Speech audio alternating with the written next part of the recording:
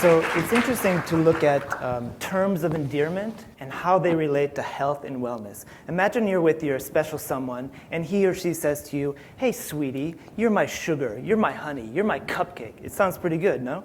But what if he comes to you and says, "Hey, fatty, you're my butter, you're my lamb fat, you're my egg yolk"? It's not really what most people want to hear, is it? But from a nutritional perspective, this is upside down. We embrace the foods that make us sick and associate them with love and affection, while rejecting the foods that make us healthy and strong and associating them with fear and disdain. It should be an insult to call somebody sugar, and it should be a great compliment to call them butter.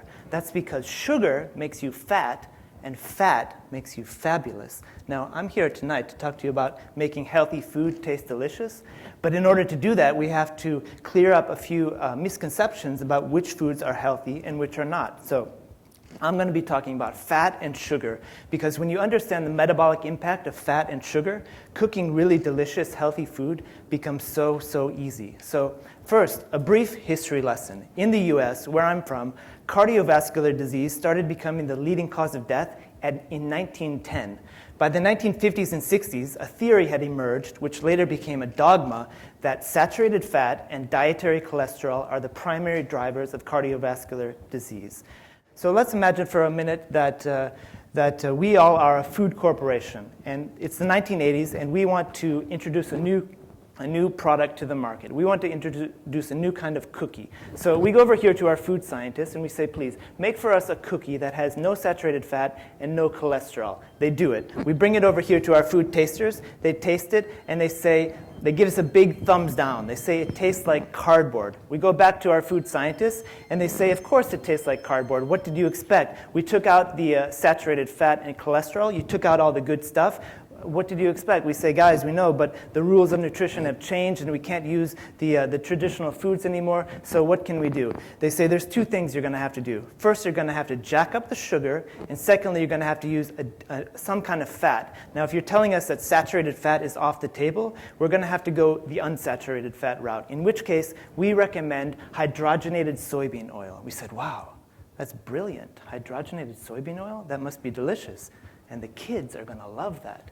And that's exactly what happened in the food industry during the 80s and 90s. We saw a huge increase in the quantity of sugar in processed foods, concurrent with a transition away from traditional healthy fats like animal fat and coconut oil, and towards industrial seed oils like soybean oil, corn oil, canola, sunflower, and safflower oil. Now, all of these oils, they're primarily comprised of unsaturated fat. So according to the heart theory, they should be heart healthy. The problem is that they're rich in a particular type of unsaturated fat, which we call omega-6. Now, omega-6 is what's known as an essential fatty acid. That means we require it in the diet, but at very low amounts. When it's consumed excessively, as it is in modern diets, it becomes extremely problematic. Specifically, it creates a lot of inflammation in the body, and inflammation is at the root of all degenerative diseases. So what I'm trying to tell you is saturated fat and dietary cholesterol, there's a lot of research coming out in the last 2 years, but especially the last 10 years. The research is becoming increasingly clear that excessive consumption of both sugar and the wrong kind of fats, i.e. these vegetable oils, is really what's driving cardiovascular disease. It's not the dietary fat and the cholesterol. That's been coming out in a lot of studies, especially in the last 2 years, but going back 20 years. In the US right now, there's a huge development whereby the USDA, which is the agency which is responsible for making the dietary guidelines for Americans, they are implying that they're soon going to be dropping their long-standing warnings against dietary cholesterol. This is happening right now. For 40 years, essentially, they've been saying don't eat more than 1 egg per day, based on the theory that the cholesterol contained in food will drive up the cholesterol in your blood, thereby making you more prone to heart disease. The problem with that theory is that there's no scientific support for it, and there never has been. And even the US government is now tacitly acknowledging that they were wrong and that dietary cholesterol is actually a health supportive nutrient. So if we go back to our food corporation example for a moment, we can see that we totally dropped the ball on saturated fat and cholesterol. We got it totally wrong. At the same time, don't forget, we jacked up the sugar in our product. So sugar is a relatively new introduction, a new food in the human diet from an evolutionary perspective. It's only been consumed in significant quantities since about the early 1800s, at which time in the US and the UK, people were eating about 7 pounds of sugar per person per year. Now that's a huge amount of sugar by an evolutionary standard, but it's nowhere near the amount to which it would later become. Because by 1900, those 7 pounds turned into 43 pounds per person. And today, in the US, the estimate is that most people are eating about 97 pounds of sugar per person per year. That's 44 kilos. And by the way, in this country, the numbers are on par with that.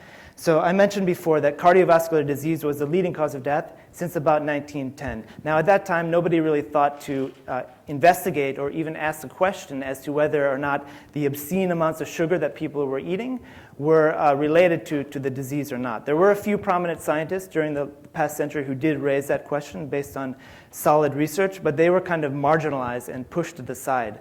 Well, today the message is quite different, because the most emphatic message which is coming out of the scientific research community is that sugar is killing us, and that sugar needs to be dramatically reduced from the human diet.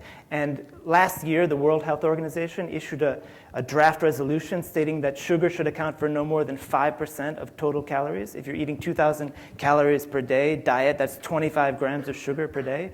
Personally, I think it's still a little bit too high, but it's a step in the right direction. So if you want to make healthy food taste really delicious, there's a couple of key things you have to do. First, you have to get the sugar out of your diet, or get it out of your kitchen, or at least use it very, very sparingly. Secondly, you have to embrace fat, because and to do that, you need to differentiate between good fat and bad fat, and get the bad fats out of your kitchen as well. The bad fats being soybean oil, corn oil, sunflower, safflower, canola, grapeseed oil. There's no place for them in the human diet. You have to embrace the good fats.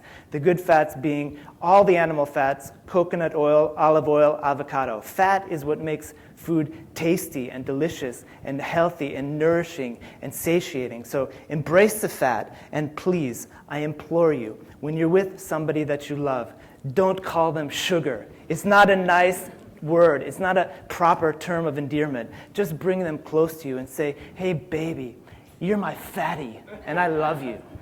Thank you.